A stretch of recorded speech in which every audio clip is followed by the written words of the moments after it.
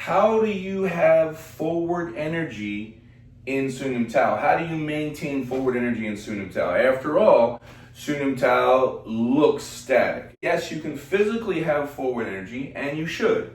When you're doing a fook sound and it's coming out, yes, you have forward energy. Physically, when your woo comes back, you should actually be thinking forward.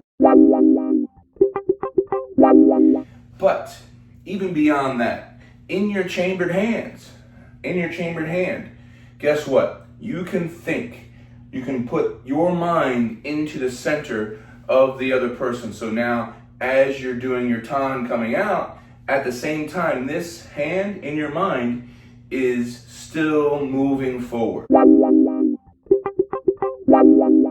It's the thought that creates the energy. It's the thought that creates the meditation that makes Wing Chun really, really work.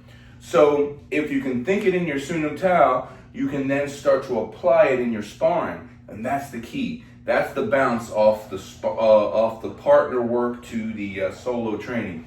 So from here, I'm coming out, this is moving right there the entire time forward. Now, to go a little bit further, there are 3 specific things that I qualify for my students that come forward, that occupy the other person's center.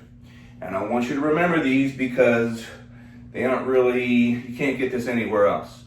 These are specific to how I teach in my Dragon Family Wing Chun. Here are the 3 points of occupation. In other words, these are the 3 things that you must always have going forward into the other person's center line. 1, your elbows. Your elbows are constantly looking to go forward at any time.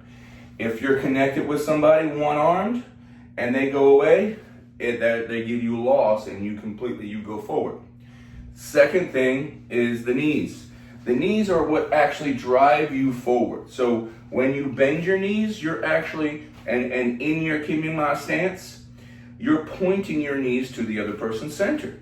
That's an important part of the stance that you're developing through. This is not a fighting stance, it's a developmental training, awareness building stance.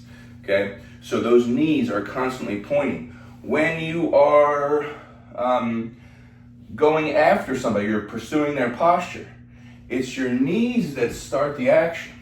And this is why we keep, one of the reasons why we keep Ting Yu and we keep our head back. As we pursue them, we're not pursuing them this way, okay?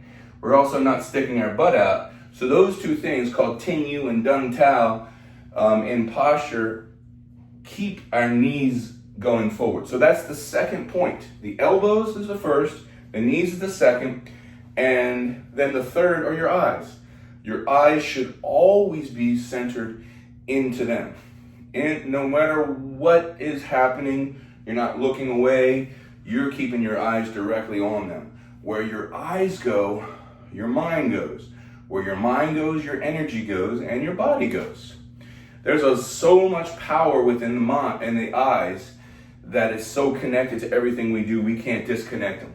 So that's called mook lick, all right? So keeping your eyes directly, eye power, keeping your eyes directly towards their center at all times. So if you can meditate on these 3 things throughout all your different training methods, Siu Nim Tao, Chum Kiu, Biu Jee, dummy, chi sao, sparring, drills, footwork, whatever you're doing, and you meditate on them and they become part of you, that's how your Wing Chun is really going to work. Because remember, you don't learn Wing Chun, you become Wing Chun.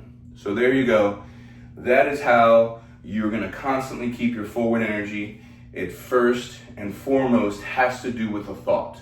Don't let your mind drop. Don't let your connection to the center line in your goal ever drop. I'm Sifu Adam Williss. If you're interested in my online school, you go to wingchunlessons.com. I've got stuff for beginners and it goes on and on up. I've got several levels that takes you to the ability to lead your own group and so forth. So wingchunlessons.com. Thank you much.